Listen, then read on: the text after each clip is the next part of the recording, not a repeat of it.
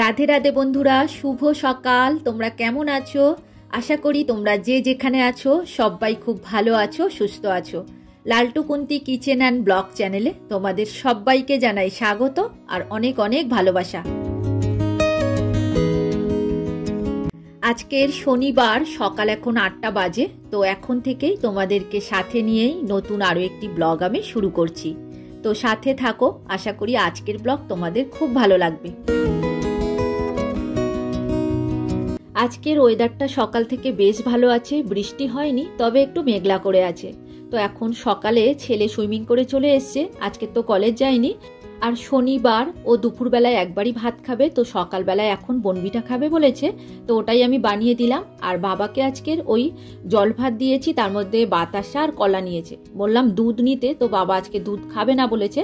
তো দেখো, এদিকে পনির রান্না করব, তো পনির আমি কেটে রেডি করে নিচ্ছি। ওদিকে সবজি কিছুটা কেটে গুছিয়ে নিয়েছি, আর কিছুটা বাকি আছে, ওগুলোই এক এক করে কেটে নেব।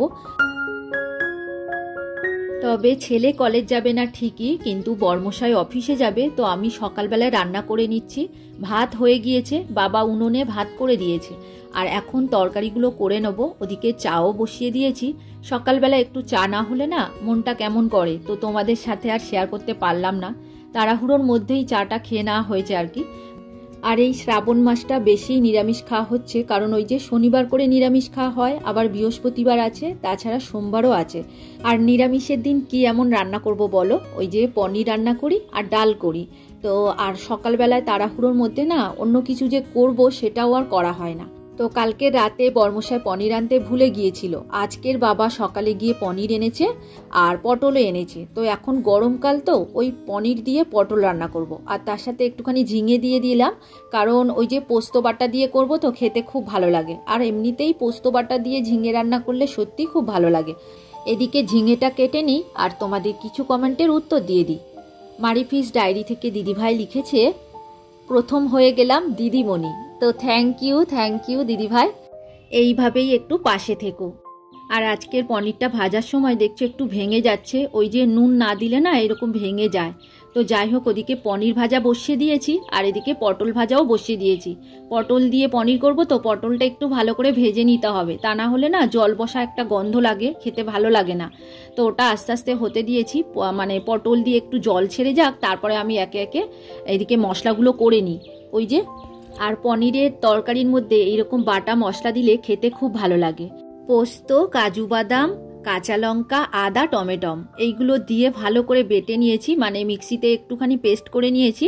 সেটা দিয়েই আজকের এই পনিরের তরকারিটা বানিয়েছি। তো আমি সবসময় এইভাবেই করি, তবে আজকের মশলা কষানোটা তোমাদের সাথে শেয়ার করতে পারিনি, কারণ ভিডিও ছাড়ছিল বর্মশাই, জানো তো, ফোনটা নিয়ে, ওই কারণে আজকে আর শেয়ার করতে পারলাম না। আর এদিকে করলা ভাজা বসিয়ে দিয়েছি, তো আরও একটা তরকারি হবে, পেঁপে ডাল।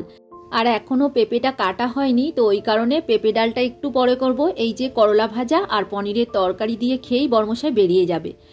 সুস্মিতা দিদিভাই লিখেছে, একদম ঠিক বলেছ, অনেক কিছু নিয়ম আছে প্রত্যেক পুজোতে, সেগুলো না জেনে করলে কিছু নিজেদেরই ক্ষতি হয়। তো দিদিভাই থ্যাংক ইউ কমেন্ট করার জন্য। তো কি বলো তো, প্রত্যেকের নিয়ম যে একই হবে তা কিন্তু নয়। সব থেকে বড় কথা কি বলো তো, নিজের মন যেটা চাইবে সেটা করাই ভালো। তো যাই হোক, আজকের ভিডিওর মেন টপিকে চলে এসেছি। তো প্রত্যেক দিনের মতো আমি ব্লগ তোমাদের সাথে শেয়ার করি। তো আজকের যেটা শেয়ার করব প্রত্যেকটা গৃহিণীর কাছে খুব ইম্পর্টেন্ট, প্রতি মাসের মাসকাবাড়ি বাজার। আমি আমার প্রত্যেক মাসের মাসকাবাড়ি বাজার কিভাবে করি, সেভিং কিভাবে করি, তারই কিছু টিপস অ্যান্ড ট্রিক্স তোমাদের সাথে শেয়ার করব। আর মাসের প্রথম দিকে যদি বাজারটা করে নেওয়া হয়, সারা মাস কোনো চিন্তা থাকে না। আর গত মাসে বাজার করা হয়নি, ওই সপ্তাহে গিয়ে আমরা বাজার করে আনতাম। আর এখন তো বর্ষাকাল, বেশি করে বাজার তোলাও যাচ্ছে না। আর গ্রসারি আইটেমগুলো কিন্তু বেশি দিন থাকে না, আর এয়ারটাইট কন্টেনারের মধ্যে রাখতে হয়, তাহলে অনেক দিন থাকে। আর যেহেতু আমি প্যাকেট সিস্টেম কিছু জিনিসপত্র আছে, সেগুলো কিন্তু ওই প্যাকেটগুলো আমি একটা বালতির মধ্যে রেখে দিই, যখন যেটা লাগে আমি বের করে নিই। আর আজকের এই যে বাজারগুলো গোছাবো বলে কিছু কন্টেনার ধুয়ে আমি জল ঝরাতে দিয়েছি, ওয়াশ করে নিয়েছি, কারণ এইগুলোর মধ্যে না একটা সাদা সাদা পাউডার থাকে, তো ওটা থাকলে এ মাসের যেটা ঢালবো সেটা নষ্ট হয়ে যাওয়ার চান্স থাকে।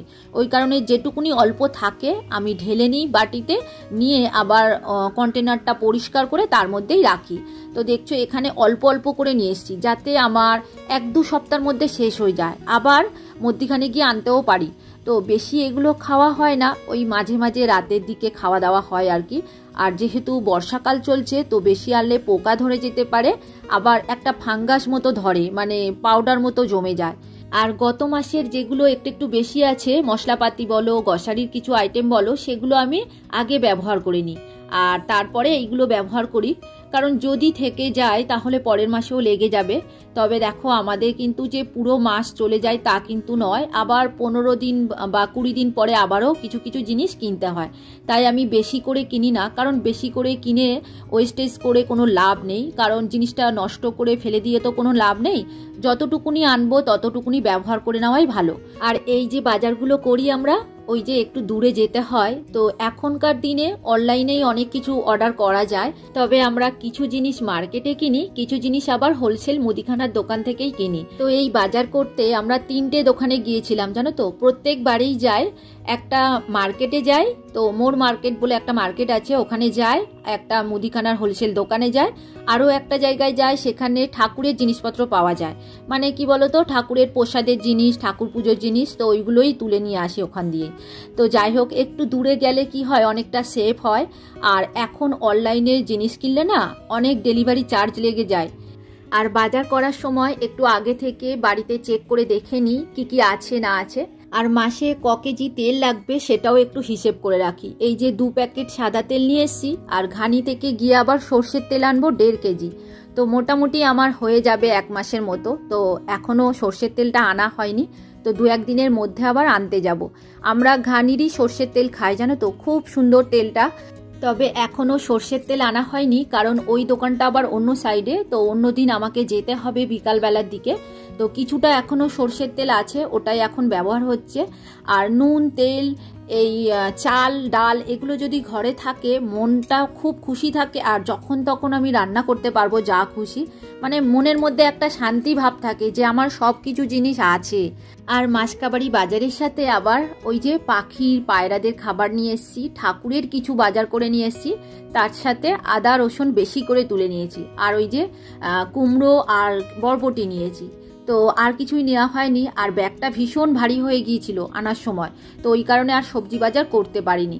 আর এদিকে একটা দেখছো গ্লুকন্ডি, 1 কেজি গ্লুকন্ডি নেওয়া হয়েছিল, তো সেটা অর্ধেকটা খাওয়া হয়েছে আর অর্ধেকটা রয়েছে। আর এবারে মাসকাবাড়ি বাজার করতে গিয়ে একটুখানি সাদা তিল নিয়েছি। তিলটা সাধারণত আমরা খাই না, তবে তিলটা নেওয়ার কারণ হচ্ছে ওই যে শিব পুজো করতে হবে সোমবার করে, তো ওই কারণে তিল নিয়েছি।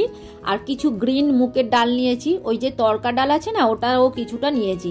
তো এই যে শ্রাবণ মাসে আমরা একটা শস্য আমরা ঠাকুরকে অর্পণ করি, তো তার মধ্যে তিল, ওই গ্রিন মুগ ডাল, আতপ চাল, জব, গম এগুলোই অর্পণ করতে হয়। তো সেইগুলো আমি রেখে দিয়েছি আর কি। এখন রাতের কিছু কাজ আমি সেরে নিচ্ছি, ওই যে রান্নাঘরটা ক্লিন করে নিই প্রত্যেক দিনের মতো। আজকেও রাতের বেলায় এই কাজগুলো করে রাখলে পরের দিনটা আমার কাছে অনেকটা সুন্দর হয়, কারণ সকালবেলায় তাড়াহুড়োর মধ্যে আমি এই কাজগুলো করতে পারি না। তবে দিনের বেলায় একবার গ্যাস ওভেন ক্লিন করি, এই যে ওয়ালগুলো কিন্তু দিনের বেলা মানে দুপুর বেলায় আর করা হয় না, তো একেবারে রাতের বেলায় ক্লিন করে নিই। ওই যে খাওয়া দাওয়ার বাসন যেগুলো ছিল সেগুলো মেজে নিলাম, আর সাথে সাথে ওয়ালগুলো ক্লিন করে নিচ্ছি। তবে সারাদিন যে এখানে বাসন মাজা হয়, রান্না করা হয়, তার জন্য কিন্তু ওয়ালগুলো যথেষ্ট নোংরা হয়, আর দিনের বেলা সেরকম সময় পায় না, তো ওই কারণে রাতের বেলা একটু ফ্রি হয়ে যায়, মানে সমস্ত কাজ হয়ে যায়। তো সব শেষে রান্নাঘরটাকে পরিষ্কার করে তারপরে শুতে যায়।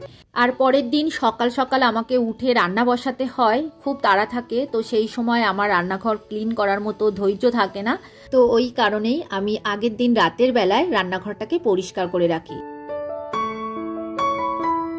আর এদিকে ছেলে আমার সাথে কথা বলছিল, ওই যে ও কলেজে গিয়েছে, তো সেখানকার গল্পই আমার সাথে বলছে আর কি।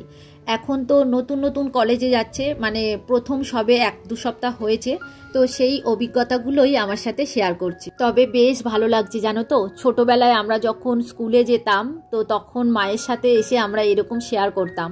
তো এখন আমার ছেলে আমার সাথে এসে সব কিছুই বলছে, মানে বাসে করে যাওয়ার সময় কি সমস্যায় পড়েছে, কলেজের মধ্যে কটা বন্ধু হয়েছে, আর টিফিন কিভাবে ভাগ করে খাচ্ছে, তো সব গল্পই আমার সাথে করছে একটু একটু করে।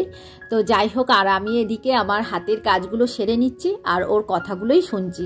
তবে ওর বাবাকে কিন্তু কথাগুলো শেয়ার করার সময় পায় না, আমাকেই বলে আর ওর দাদুকে বলে। তবে দাদু অর্ধেক কথা ওর বুঝতেই পারে না, তো ওই কারণে বেশিরভাগ কথা গল্প আমার সাথেই করে। তো সারা দিনের মতো আজকের রুটিন আমার শেষ হয়ে গেল। আবার কালকে সকাল থেকে উঠেই আবার প্রত্যেক দিনের মতো একই রুটিনেই শুরু করব। তো চলো, আজকের ভিডিওটা আর বড় করব না, এখানেই শেষ করব। তোমরা সবাই খুব খুব ভালো থেকো, আর ভিডিওটা কেমন লাগলো কমেন্ট করে অবশ্যই জানিও। আর যদি কোথাও ভালো লাগে একটা লাইক করে দিও, আর নতুন বন্ধু হয়ে থাকলে আমার চ্যানেলটিকে সাবস্ক্রাইব করে দিও। আজকের মতো এখানেই রাখছি, এবার দেখা হবে পরের ভিডিওতে। Good night.